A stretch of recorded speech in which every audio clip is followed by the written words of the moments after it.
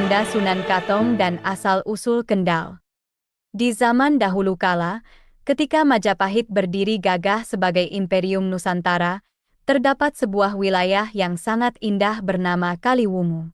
Terletak di pesisir utara Pulau Jawa, Kaliwungu dikenal sebagai tanah yang subur dan kaya raya.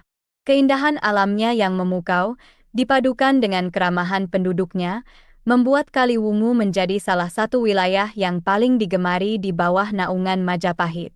Konon, Kaliwungu memiliki sejarah yang sangat panjang dan penuh misteri. Dikisahkan, nama Kaliwungu berasal dari sebuah peristiwa gaib yang melibatkan seorang putri raja. Sang putri yang cantik jelita itu seringkali menyepi di sebuah hutan yang lebat di tepi pantai. Ia sangat menyukai keindahan alam dan kedamaian yang hanya bisa ditemukan di hutan tersebut.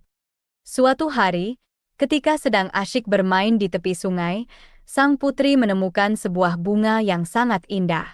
Bunga itu berwarna putih bersih dan mengeluarkan aroma yang harum semerbak. Karena kecantikannya, sang putri pun memetik bunga itu dan membawanya pulang ke istana. Namun, ketika sampai di istana, bunga itu tiba-tiba layu dan berubah menjadi air. Sang putri sangat sedih melihat bunga kesayangannya layu. Ia pun berdoa kepada Sang Pencipta agar bunga itu dapat hidup kembali. Doa sang putri pun dikabulkan. Keesokan harinya, ketika sang putri kembali ke hutan, ia menemukan bunga yang ia petik kemarin telah tumbuh kembali dengan lebih indah. Tidak hanya itu, bunga itu juga mengeluarkan cahaya yang sangat terang sehingga menerangi seluruh hutan. Sejak saat itu, tempat di mana bunga itu tumbuh dikenal dengan nama Kaliwungu, yang berarti air yang bersinar.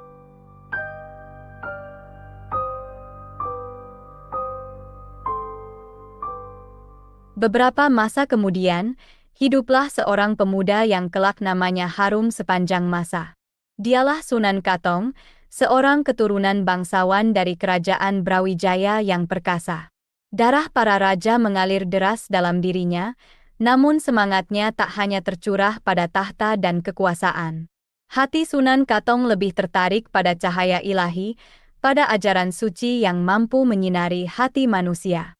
Dibesarkan dalam lingkungan yang kaya akan nilai-nilai luhur, Sunan Katong sejak kecil telah menampakkan kecerdasan dan ketertarikan yang mendalam pada ilmu pengetahuan. Ia tak hanya menguasai ilmu agama, namun juga berbagai macam ilmu kebatinan yang membuatnya memiliki kekuatan yang luar biasa. Atas titah sang kakek, Bhatara Katong, seorang waliullah yang sangat disegani, Sunan Katong memulai perjalanan dakwahnya. Ia diberi tugas mulia untuk menyebarkan agama Islam di Nusantara, khususnya di wilayah Kaliwungu.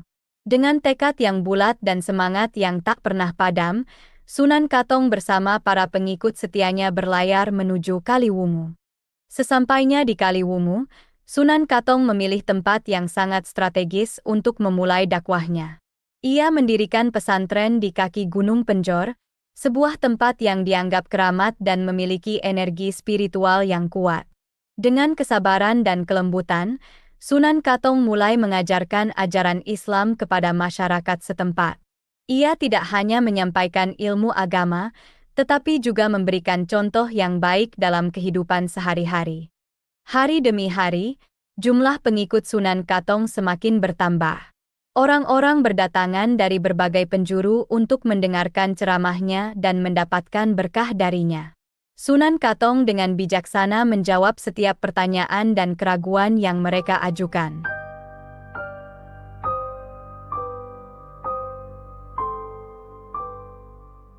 Namun, ketika sang Sunan tiba di sebuah wilayah yang lebih ke barat, sebuah tantangan besar menanti. Di sana, bersemayam seorang tokoh agung dari agama Hindu, Empu Pakuwojo. Beliau adalah seorang pandai besi sakti mandraguna, ahli dalam menciptakan pusaka-pusaka bertuah. Dengan kebijaksanaan dan ilmu kanuragan yang tinggi, Empu Pakuwojo memimpin wilayah itu dengan gagah perkasa. Hati Empu Pakuwojo tergerak untuk menguji kebenaran ajaran Islam yang dibawa Sunan Katong. Dengan penuh wibawa, ia melontarkan tantangan, "Wahai Sunan, Jika engkau yakin ajaranmu benar, buktikanlah dengan mengalahkan saya dalam sebuah pertarungan. Tantangan itu pun diterima oleh Sunan Katong dengan lapang dada. Sebuah pertarungan sengit pun terjadi. Bukan hanya adu kekuatan fisik, melainkan juga adu ilmu batin yang mengagumkan. Langit seakan turut menyaksikan peristiwa agung itu. Petir menyambar-nyambar, angin berhembus kencang, dan bumi berguncang.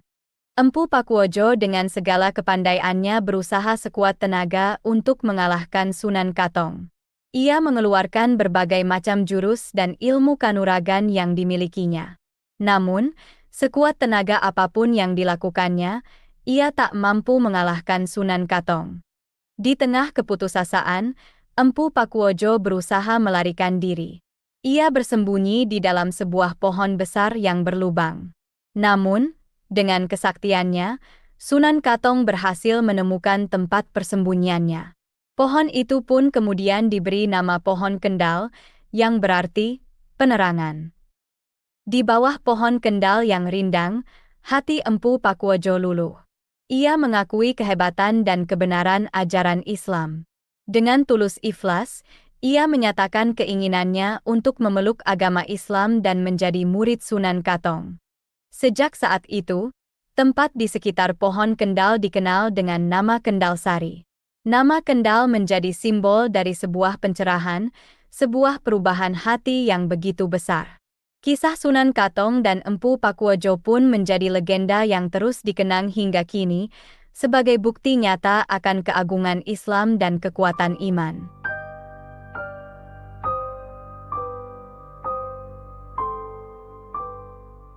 Setelah cahaya hidayah menyinari hatinya, Empu Pakuojo mengalami transformasi yang luar biasa. Lelaki yang dulunya dikenal sebagai seorang empu sakti, ahli dalam menciptakan pusaka-pusaka bertuah, kini menjadi seorang hamba Allah yang khusyuk. Segala ilmu dan kekuatan yang dimilikinya, ia gunakan untuk menyebarkan agama Islam. Di bawah bimbingan Sunan Katong, Empu Pakuojo belajar banyak hal tentang Islam. Ia mempelajari Al-Quran, hadis, dan berbagai ilmu agama lainnya. Dengan tekad yang bulat, ia menyerahkan diri sepenuhnya pada ajaran Islam. Segala bentuk kesombongan dan kesia-siaan yang pernah ada dalam dirinya, kini sirna tak berbekas. Perubahan yang dialami Empu Pakuojo menjadi buah bibir di kalangan masyarakat. Mereka takjub melihat perubahan sikap dan perilaku Empu Pakuojo yang begitu drastis. Seorang empu sakti yang angkuh kini menjadi seorang waliullah yang lembut hati dan penuh kasih sayang.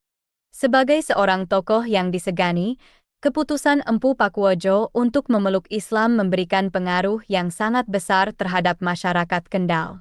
Banyak orang yang terinspirasi oleh keteguhan imannya dan kemudian memutuskan untuk mengikuti jejaknya.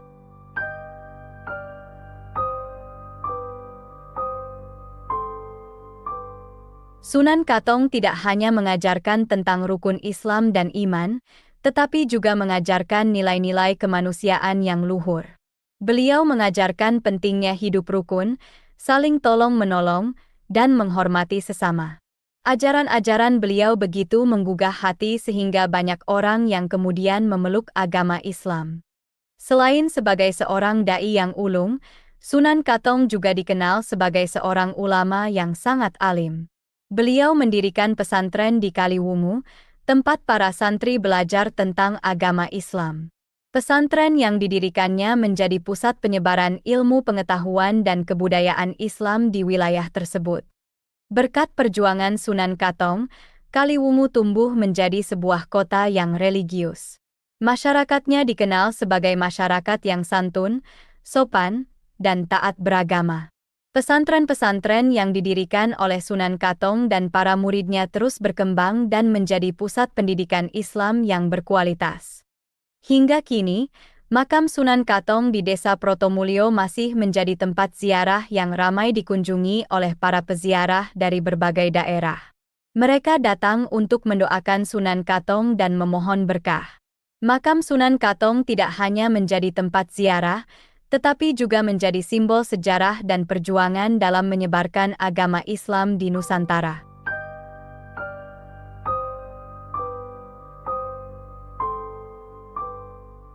Peringatan Hari Jadi Kabupaten Kendal adalah momen penting yang dirayakan setiap tahunnya pada tanggal 28 Juli. Hari Jadi Kabupaten Kendal ditetapkan berdasarkan sejarah pengangkatan Tumenggung Bahurekso sebagai Bupati Kendal pertama. Pengangkatan Joko Bahu sebagai Bupati Kendal pertama terjadi pada tanggal 28 Juli 1605 dengan gelar Tumenggung Bahurekso. Tumenggung Bahurekso adalah seorang abdi dalem yang sangat rajin dan dikenal mencintai sesama manusia. Kepribadiannya menarik perhatian Raja Mataram kala itu, Sultan Agung Hanyakrakusuma. Sultan Agung lantas mengangkat Joko Bahu untuk memimpin satu daerah yang kini disebut Kendal itu. Demikianlah kisah mendalam tentang peringatan Hari Jadi Kabupaten Kendal. Semoga narasi ini dapat memberikan wawasan baru bagi Anda tentang sejarah dan budaya Kendal. Segala kebenaran detailnya kita kembalikan kepada Allah, Tuhan pemilik kisah kehidupan.